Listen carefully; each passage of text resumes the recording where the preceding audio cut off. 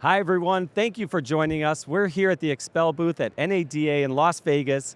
And today we're going to dive into a discussion with our friends from across the pond at GardX Group and learn a little bit more about how they're helping dealerships drive incremental revenue, but also bring more value to their customers.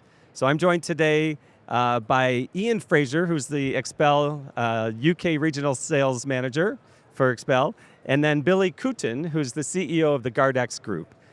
Billy, I'm going to start with you. Just for folks who don't know, maybe what is GardX? Yeah, absolutely, Stephen. And firstly, thanks for having us. Pleasure to be here. So GardX is a business that's effectively founded upon driving incremental revenue for car dealerships and manufacturers. Our business was founded in 2003, specifically with one product way back then. That was paint protection. And effectively what we did is we drove disciplined sales processes within retail operations, which had a profound impact on dealers' profitability. When we started to become quite good at that, it made sense for us to pivot into other different product lines. So effectively where the business is today is we have three core pillars. We have GardX Protect, which is where our paint protection products sit. We have GardX Assure, which is our regulated insurance business. And then we have GardX Engage, which is our software business. And effectively that helps dealers utilize technology to sell not only the vehicles, but also the products that they sell alongside those vehicles. Okay, so it does seem natural that you would eventually work with XPEL, but how did that start? How did you meet XPEL? So funnily enough, that actually came from another US company that we partner with, a business that's also here today, a company called Impel. Yeah. We've been working with those guys since 2015. We met them when they had only 5 employees. They're now way over 500, so an amazing success story. And we distribute their technology products in the UK. What happened is they recognized the synergies between our two businesses and thought we should probably talk. So we jumped on a call. Shortly after, Iain and I met, and as they say, the rest is history. So Impel introduced you to XPEL. Correct, yeah. It gets confusing sometimes with the Impel XPEL. Yeah. Great companies, both of them. Yeah, so Iain, how did you come in? So Tony Rimas, our VP of Revenue, called me one day and said, have you ever heard of a company called GardX? And I'd been automotive my whole life. So I was like, yeah, I know who they are. And he said, well, what do you think about having a meeting with them, see if we can work together? I was like, yeah, I kind of know what GardX did. So I was like, yeah, we had a Teams call, and then I think your whole team descended on XPEL UK. We had to hire some tables to fit everyone in. And that seems like about 5 minutes ago, but it's been the best part of a year, a bit more than a year now. Okay. And yeah, that's kind of where we started, and yeah, it's gone from strength to strength, definitely. So what does XPEL and GardX offer together? What's the offering? So GardX, as Billy will probably go into a little bit more, their kind of account management when it comes to dealerships in the UK is the best by a country mile. They offer ceramic coatings, insurance products. We're coming in with that kind of next level of protection with our paint protection film. So we're offering to a volume kind of proposition. So wear and tear packages. In the UK, a lot of people think about XPEL and they think, oh yeah, it's full cars and front ends. They don't think about those high wear and tear volume propositions, which is kind of GardX's bread and butter. So the GardX guys get us in there. They give us the kind of contact. They're the ones selling our film. XPEL took over with the fitment of it, because when it comes to customer satisfaction, vehicle delivery times, it cannot halt that. If Steve, you've bought a car and you want it in a week, it can't take a week and a half because we need to fit a bit of film. So we've set up kind of like an infrastructure with our team. So it's our installers, our vans. We take full responsibility for that fitment side of the process. Yeah, and I think it's also, if you don't mind me jumping in there, I think there's a common misconception about PPF in general, that it only applies to premium end vehicles, your Lamborghinis, your Rolls Royces, your Bentleys. Whilst we do have customers that sit within that framework, the majority of what we do in the UK is with the more volume-based dealerships. And I think for me, being able to offer a level of protection that they've not had before offers much more value for their consumers. So we're trying to change that perception that PPF is only for those super high value vehicles and try and effectively be able to launch it to the masses. Got it. So Iain, it sounds like we're not talking about full vehicle protection then. This might be a little bit more manageable. Can you explain what the offering is? Yeah, so we basically sat down with Billy and his team, and I sort of explained my sort of vision for that volume proposition, that most people that buy that kind of daily runaround car, they don't want to spend 5, 6, 7, 8, 9,000 pounds protecting it, but everyone's opened a car door onto a wall, everyone's scratched that door cup, everyone's thrown golf club shopping bags in the back of a car. So it's kind of making that kind of real world scenario for someone that's probably never heard of XPEL, probably doesn't know what paint protection film is, but when you show them, they're like, oh, I can have that on my car. And that's kind of where we're going down for that kind of volume market that we've not really touched too much outside of America as of yet. So yeah, the UK is kind of like a test bed, and yeah, it's going really well at the minute. Yeah, so is there a real life example of this, or Billy, can you talk through like when a dealership is selling this, what are they selling? How does this work?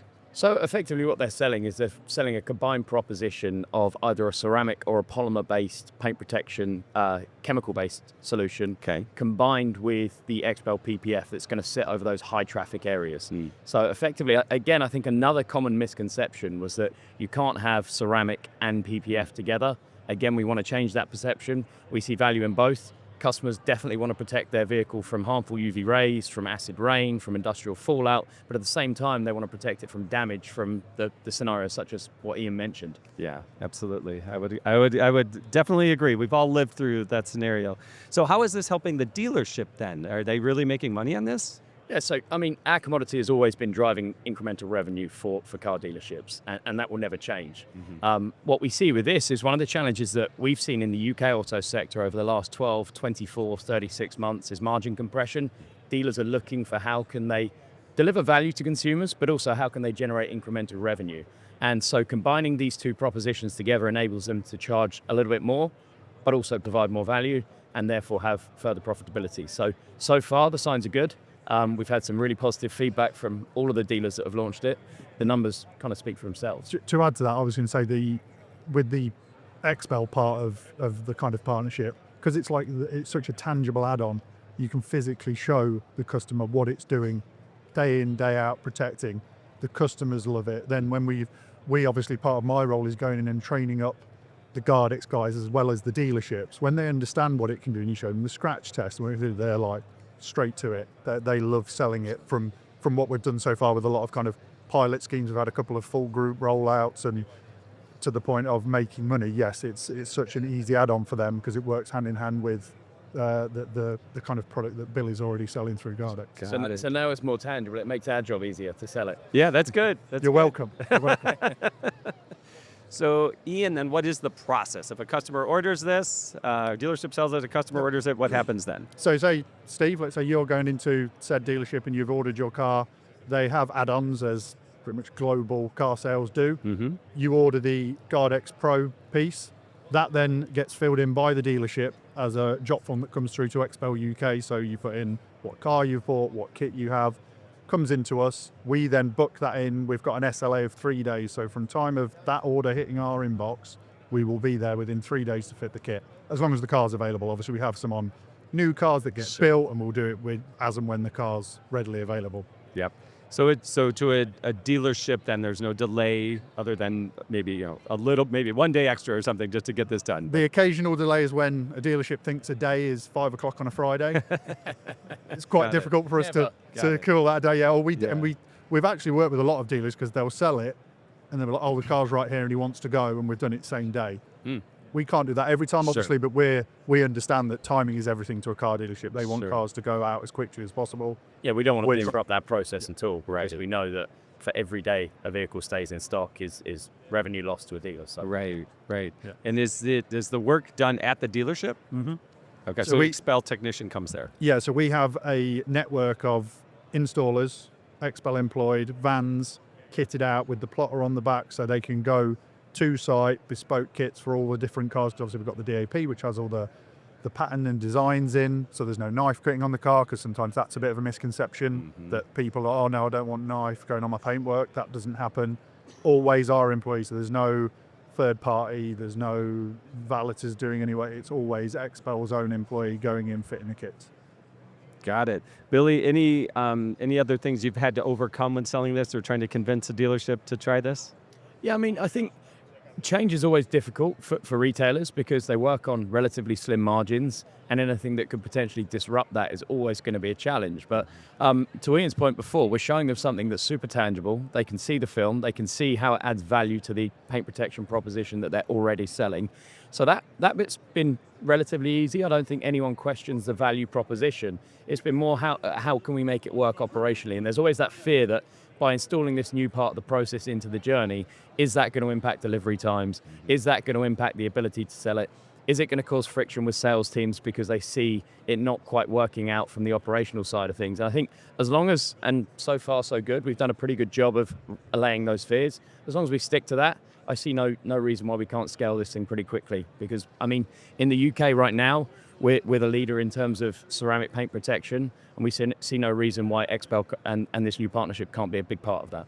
Yeah, that's fantastic. And it sounds like, based on what you said, that there's quite an opportunity here, meaning the market thinks of PPF on high-end vehicles, or you have to do the whole vehicle, but it seems like there's some opportunity for growth. Yeah, 100%, and that's kind of where I saw this going through that volume proposition. You think, yes, we cover Ferraris and Lamborghinis and Bentleys, but how many of them are there versus a Nissan Micra, a Kia Sportage, whatever it is? There's so much more of that, and it is a volume proposition. We realise that, and I've always said this, and it's cheesy, but once you've had XPEL once, you will never not have it, because you will see what it can do for you, and then that's the kind of market development that someone that has the GardX Pro today, in 2-3 years' time, when he trades that car, he might want a full front end because he can see what it can do. Yeah. And that's kind of where we come in to try and help develop that market. And obviously with the GardX team, it really helps that. And not to mention that customer should effectively get a better value for that part exchange when it comes to resale, because it's going to be in better condition. Yes, there was actually a study just put out in the U.S. That showed that it was among U.S. Auto dealer executives. And it was, what do you think the value of putting a PPF on a car is for that first resale after the initial owner?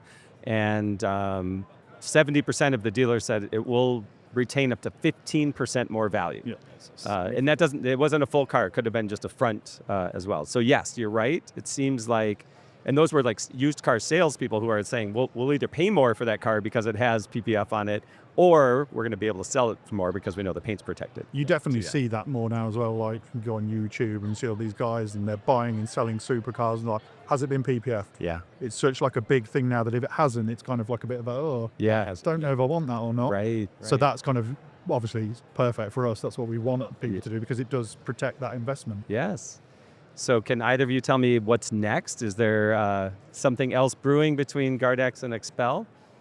I'd say it's going to be very busy very quickly. Okay. Now we've kind of, it's been 6 months now actually fitting the film. It's kind of been a big learning process. There's been some things that I was like, oh, that will definitely work, and it maybe didn't. Mm-hmm. Now I think we've found our kind of groove of what does work and how to get dealers on board, and there's a lot of dealers that I think are about to start doing this. Obviously we're going to scale up, so I think the next kind of 12 to 18 months is going to be a lot of driving up and down the country, getting more installers in, getting more vans, and just growing that kind of partnership across the UK.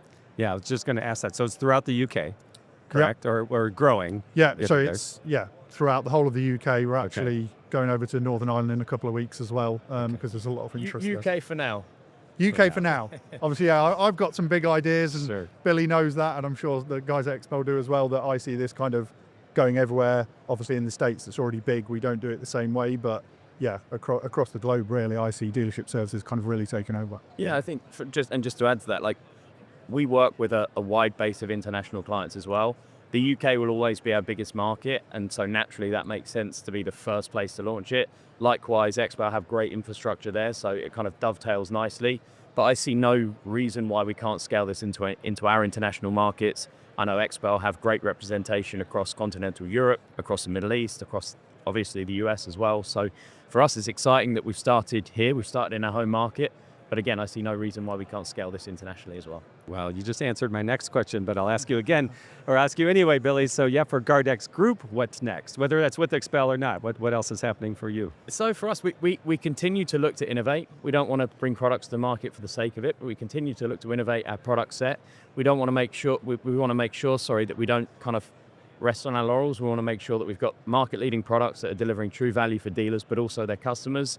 In terms of what's next for us, it's going to be new markets, expanding this partnership significantly, because we've got a lot of headroom. We've got significant growth opportunities. By no means are we at capacity, so let's make sure that we we capitalize on that and expand in the correct markets. Yeah, that sounds exciting. Sounds fun. Absolutely. Iain, is there anything I missed? Anything else you want to make sure we cover? I don't think so. Yeah, I think we've pretty much hit on everything. It's been a bit of a whirlwind, I feel, since we first met, but it's definitely going from strength to strength, and it's, yeah, I think it'll probably be bigger than I probably ever thought. Billy, same. But yeah, really looking forward to the next kind of 12 to 18 months and really taking this kind of process to the next level for sure. Yeah, that sounds great. We will put links to both of your information in the podcast and on YouTube. So if people are watching and they want to get a hold of you, they'll know how to do so. Perfect. All right, Billy, anything else you want to add? No, I mean, the only final thought for me would be, whilst the product sets fit perfectly, one thing that has been apparent is culturally our businesses work really well together as well. And I think that's often more important than making the products work. If you've got like-minded teams and individuals that can work together, then the products kind of come naturally. So that's the only other thing I'd like to add there. So you guys like each other, is that what you're saying? He's a All son. right. Sometimes. Yeah. Only when I beat him at golf. Oh, there you go. The last two times. Yeah. Gentlemen, thank you both for being here. Really appreciate it, and I hope NADA goes well for you. Thank you. Thank you. Cheers. Thank you. Thank you.